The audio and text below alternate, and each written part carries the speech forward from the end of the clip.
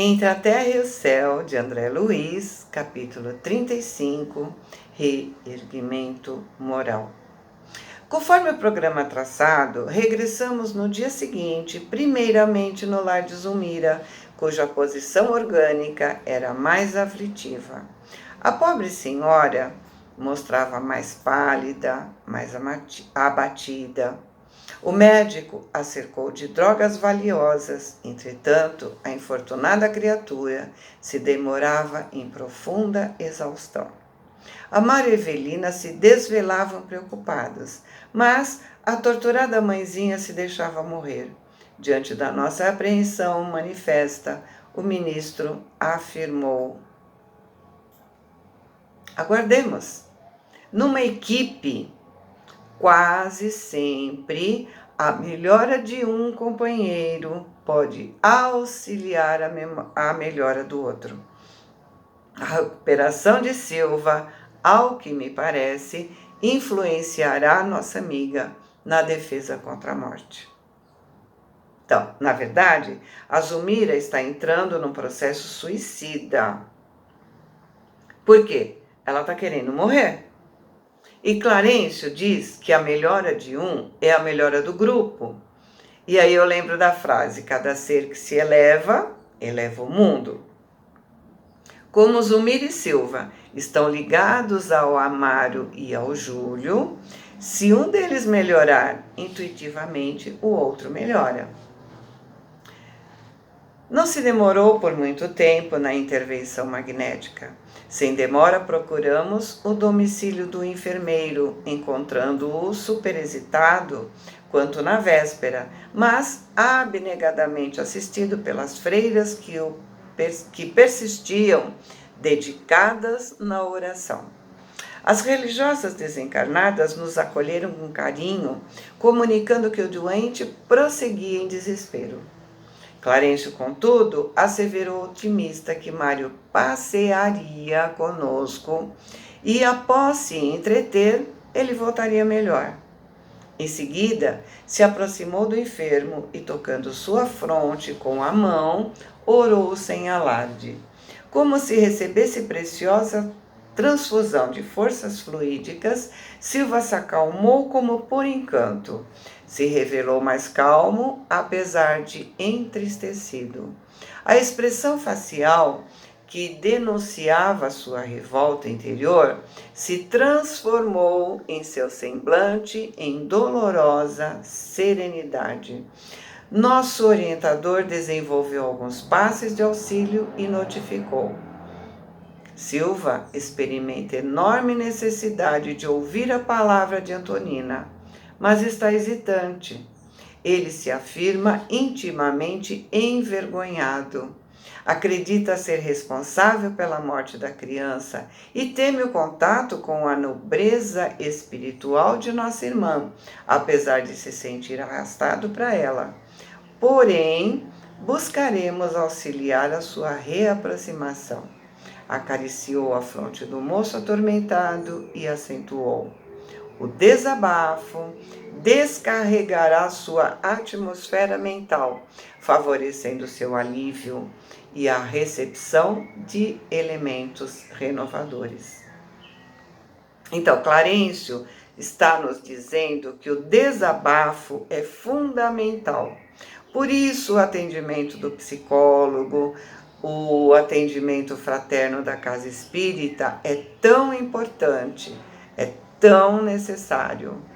Porque o desabafo faz com que a pessoa veja com outros olhos, faz com que ela se sinta aliviada e diminui o problema.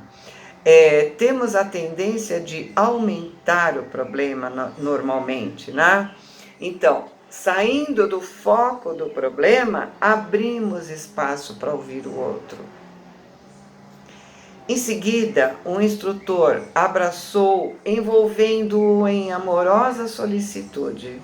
Aquele abraço afetuoso e longo nos pareceu um apelo às energias recônditas do rapaz, que de imediato se levantou e se vestiu.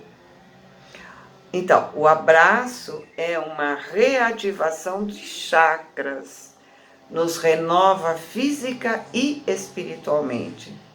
O abraço é muito importante. Ignorando como explicar a si mesma a súbita resolução que o movia, desceu para a rua, seguido de perto por nosso cuidado, e tomou o carro que o transportaria até a residência da simpática família que o acolheu carinhosamente na antevéspera. Antonina e os filhos abriram os braços alegremente. A pequena Lisbela, encantada, se dependurou ao seu pescoço depois de um beijo comovente. Se achava ainda acamada, mas refeita e feliz. Como se convivesse com Mário de longo tempo, a dona da casa o olhou apreensiva. Preocupada, anotou seu abatimento, enquanto o hóspede parecia esmolar em silêncio a sua ajuda e compreensão. Percebendo a sua angústia oculta, a jovem viúva o induziu à conversa particular, em singelo recanto da casa, onde atendia com os filhinhos ao culto da oração. O enfermeiro pediu desculpas por se tratar de assunto pessoal e, começando por justificar a sua ausência na véspera, de frase a frase entrou na faixa dolorosa do próprio coração, desabafando. Lembrou aqui, junto dela, recebeu ensinamentos da mais elevada significação para ele. E por esse motivo, ele não vacilava em descerrar o seu espírito desolado, implorando compaixão e socorro. Tentando confortá-lo, a interlocutora escutou sua narrativa até o fim. Mário se reportou à juventude, comentou os problemas psíquicos que se via rodeado desde a infância, descreveu o amor que nutriu pela moça que o abandonou em pleno sonho, relacionou as provas que haviam castigado seu brio de rapaz, salientou o esforço que despendeu para se recuperar e, por fim, extremamente abalado, explanou sobre o reencontro com a ex-noiva e com o ex-rival, junto do pequeno agonizante.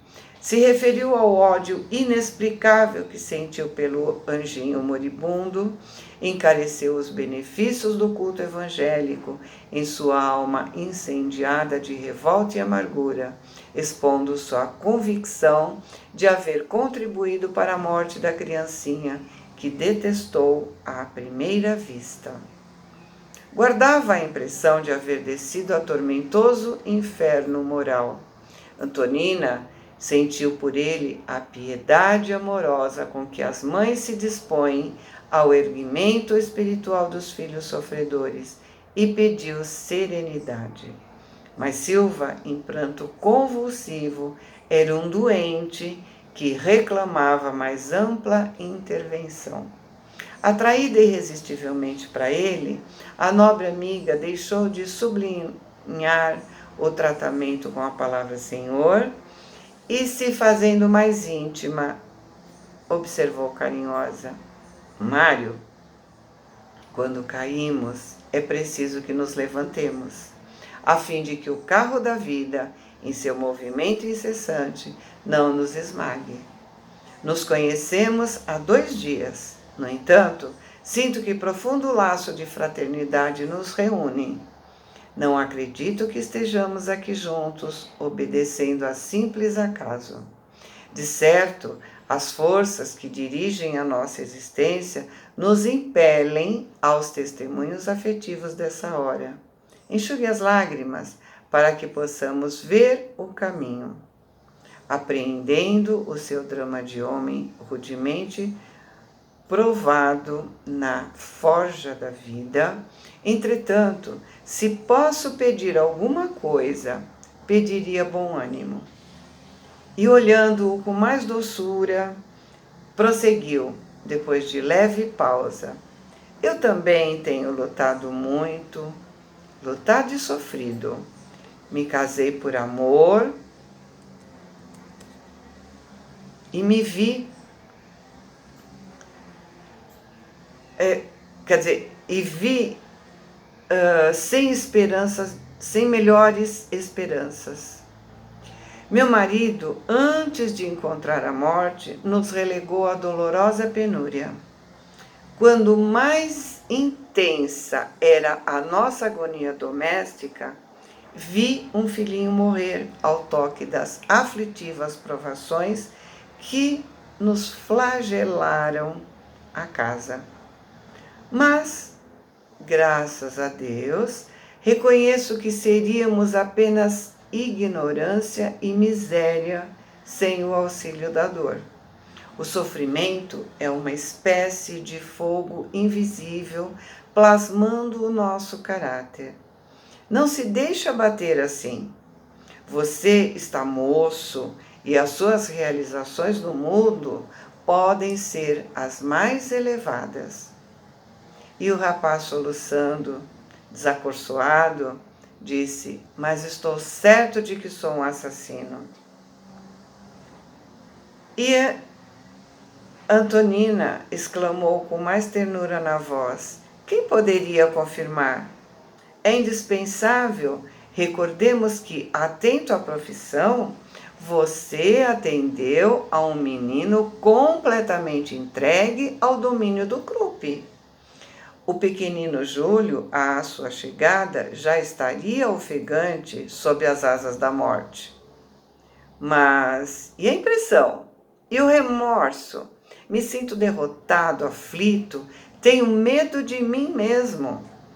A nobre senhora olhou o hóspede com admirável segurança, que lhe era peculiar, e falou firme: Mário, você acredita na reencarnação da alma?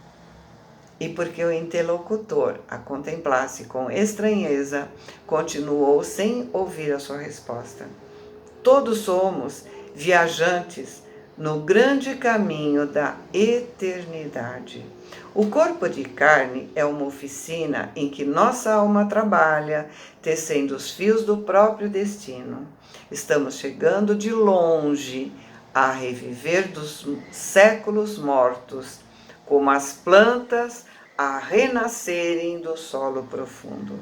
Naturalmente, você, Amaro, Zulmira e Júlio estão recapitulando alguma tragédia que ficou distanciada no espaço e no tempo, mas viva nos corações.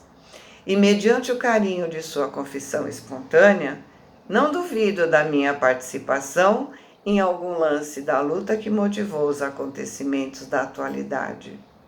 Amor e ódio não se improvisam.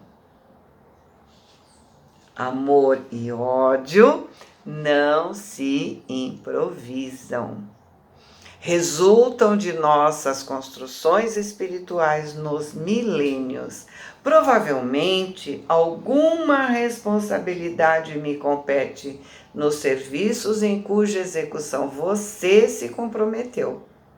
Nossa confiança imediata, nossa associação nesse assunto, sem qualquer base prévia, essa simpatia fraternal com que você vem a mim e o interesse com que o ouço, a sua exposição, me autorizam a admitir que o presente está refletindo o passado. E em razão disso, me ofereço para cooperar com o seu esforço de algum modo. E o moço atalhou quase alucinado. Colaborar? É impossível. O menino está morto. Envolta nas irradiações de Clarencio, Antonina alegou com sensatez. E quem nos diz que Júlio não possa voltar à Terra? Quem nos pronunciará incapazes de algo fazer a benefício da criancinha que partiu? E ele atônito, infeliz. Como? Como? Escute, Mário. O egoísmo não se revela feroz apenas em nossas alegrias. Muitas vezes comparece também asfixiante e terrível em nossas dores. Isso se verifica quando em nossa mágoa pensamos apenas em nós. Você se declara delinquente, amargurado, vencido, como se fosse um herói repentinamente arrastado do altar da admiração pública à poeira da desconsideração. Admito que concentrar demasiada atenção em culpas imaginárias é mera vaidade, a nos encarcerar na angústia vazia. Enquanto lastimamos a nossa imperfeição, perdemos a hora que seria justo utilizar em nossa própria melhora. Então, o remorso é uma prova de vaidade, uma forma que o nosso orgulho tem de descer do super-herói porque cometeu um erro. O remorso faz com que o orgulho e a vaidade se sintam compensados, porque já que eu estou sofrendo, eu estou pagando o erro que eu cometi. O remorso não ajuda em nada. O que resolve o problema é o arrependimento. Porque o arrependimento verdadeiro ressarce. Pedir perdão e tentar arrumar o que fizemos é acabar com o orgulho e resolver o problema. Se fixar no problema é alimentar a vaidade. Ficar se justificando é pura perda de tempo. E modificando a inflexão de voz, que se fez algo assim mais firme, ela acrescentou: você já meditou no padecimento dos pais feridos pela separação? Já refletiu nos sonhos maternos despedaçados? Por que não estender fraternos braços aos pais na sombra do infortúnio? Creio na imortalidade da alma e na redenção dos nossos erros. Penso que a renovação do dia é um símbolo de graça do Senhor, sempre repetida em nosso caminho, para que aproveitemos o seu tesouro de bênçãos no crescimento ou no reajuste. Cada amanhecer é uma oportunidade de aprender, de renascer, de termos uma segunda chance de corrigir os nossos erros. E aí ela diz: por que você não visita o lar dos nossos desventurados amigos nessa hora em que naturalmente precisam de carinho e solidariedade?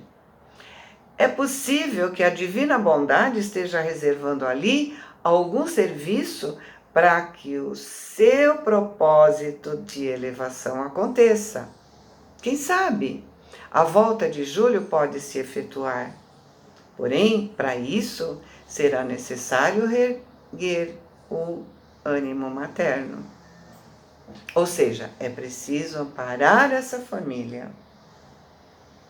Passando da energia de conselheira à ternura de irmã, ela acrescentou carinhosa: você deixaria a outrem o privilégio de semelhante serviço?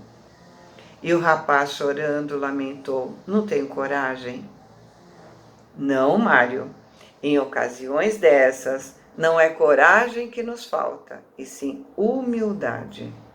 Nosso orgulho nesse mundo, apesar de inconsequente e vão, é por demais envolvente e excessivo.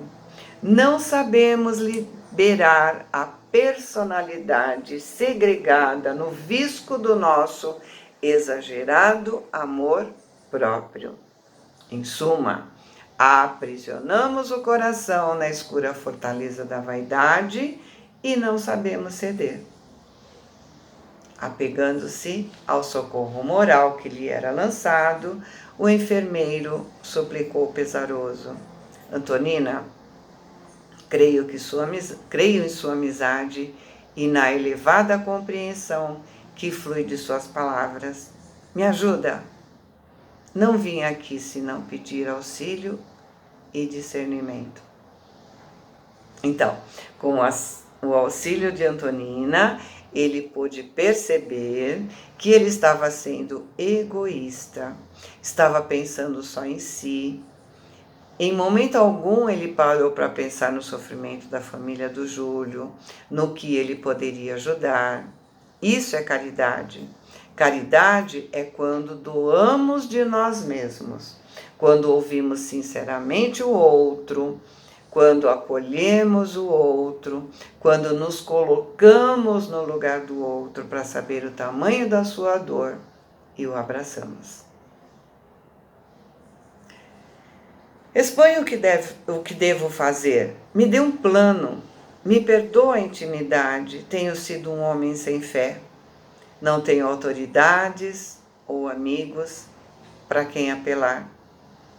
Não nos conhecemos senão há 2 dias, mas encontrei em seu coração e em sua casa algo novo para o meu pobre espírito.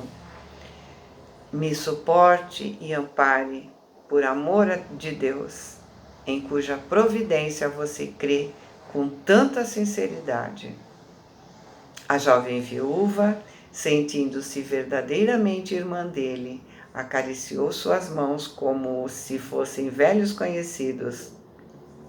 E agora, igualmente em lágrimas de emotividade e reconhecimento, o convidou a visitarem juntos o casal sofredor na noite seguinte.